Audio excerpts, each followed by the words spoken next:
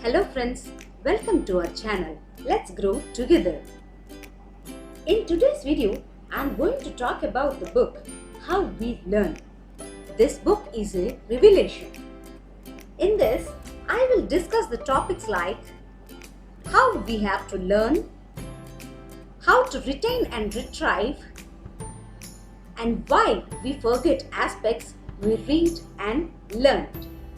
Before going to the topic, I request every one of you to subscribe to our channel.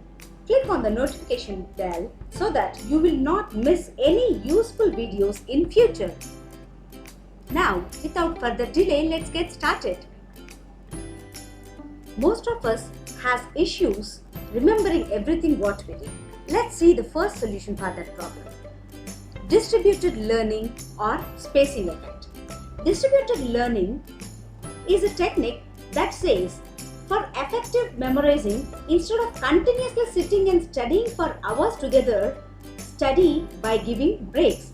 For example, if you plan to finish your physics chapter and it takes 3 hours, do not sit for 3 hours continuously and complete it. Instead, divide these 3 hours into 3 individual hours at different timings of the day. Research says that if the same chapter is studied for 1 hour a day for 3 consecutive days, our brain will retain the topic for longer. It works the same way we water our plants.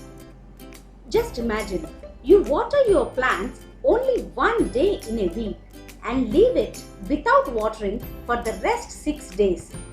Certainly, the plant seems good for the first 2 days, then start to starve for the other days.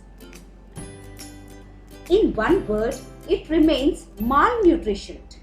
Similarly, if we adapt distributed learning technique, our mind would retain twice the regular capacity. The concept is not how long we studied, but how many times we studied and revised that influences our capacity to remember. Let's see the next technique.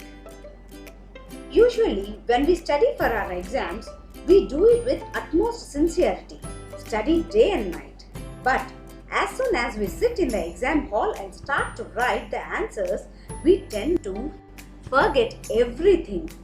Our failure to remember is usually attributed to test anxiety, bad luck, or something silly. The actual game changer here is the fluency illusion, the learning enemy number 1.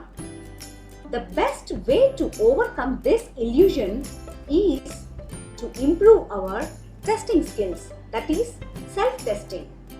A test is not only a measurement tool, it alters what we remember and changes how we subsequently organize that knowledge in our minds. And it does so in ways that greatly improve our later performance. In simple words, once you finish a chapter, try to write that particular chapter on a paper without looking into the textbook. This allows your brain to recollect the chapter in a logical way. In case you fail to recollect any part of the same chapter, you can revise once again to ensure the topic is fully absorbed. The harder you work to retrieve a memory, the greater the storage and retrieval strength. This dispels a fluency illusion. There is one more powerful tool to retain what we learn. That is, test, teach, and mix. This technique suggests to recollect the studied topic and teach or communicate the same thing to your friend or sibling. This reinforces the topics that is studied. That will also expose you to what you don't know, where you are confused, what you have forgotten. That is nothing but awareness of ignorance. You can elevate your memory by just instantaneously going through the topic. This technique has been proven to retrieve 20 to 30% more memory than who does not adapt this technique. Let's see the next technique, sleepless naps. A research conducted by the University of California states that the retaining and retrieval of information of the people who wake up early in the morning to study and sleep in the afternoon are found to have 20 to 30% more memory than those who does not sleep.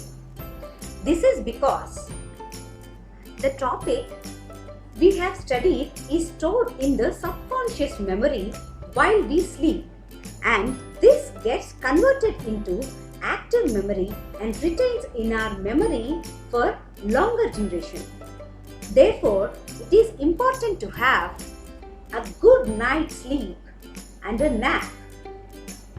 Suggestively, a 6-minute nap after every important hour you study can boost our memory. Therefore, sleeping is learning. It improves retention and comprehension of things we studied. Let's see the last and final technique, Zeigarnik effect. Zeigarnik effect says interruptions help our memory. It means our brain opens up a loop once we start a project or a task, and if we leave it unfinished, our brain will nag us about it until we complete it, meaning we remember more when the task is incomplete. Moreover, during the time interrupted, we keep on thinking how the task could be performed more efficiently and easily, meaning we become more creative. This full process that goes on in our mind is called task-specific tension. Many mathematicians and writers utilize this technique to finish their task. They use Zeigarnik effect. They stop the work in between and go to sleep. Just before 2 minutes of sleeping, they recollect all the tasks and then go to sleep. This taps their subconscious mind, runs the same story throughout, and allows them to come out with greater enthusiasm and creativity when they wake up. This is not magic. This is just a way to activate our brains. That's all, dear friends. Use these techniques to boost your memory and succeed in studies and life. For more insights, I recommend you all to read the book How We Learn, written by Benedict Carey. This book is a revelation of facts. Thanks for watching this video.